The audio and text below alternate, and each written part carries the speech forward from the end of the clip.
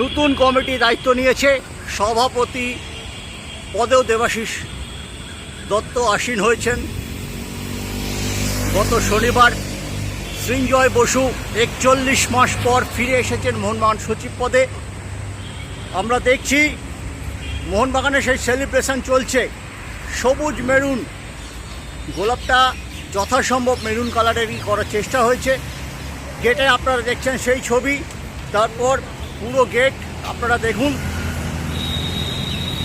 মূল প্রবেশদ্বারের পরে ক্লাবের মধ্যে ঢুকে দেখা যাচ্ছে সবুজ মেরুন টুনি বাল্বের আলোয় উজ্জ্বল। এটা সাধারণত কোন মোহনবাগান কোনো ট্রফি পেলে আমরা দেখি, কিন্তু নতুন কমিটি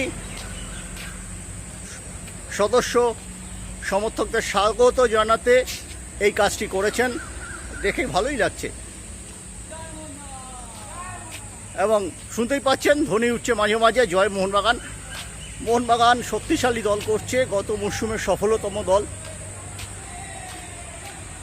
আপনারা দেখছেন সেই ছবি। এবার তাঁবুর দিকে আমরা যাচ্ছি। তাঁবুতেও আমরা দেখছি বেশ কিছু লোক সদস্য সমর্থক রয়েছেন।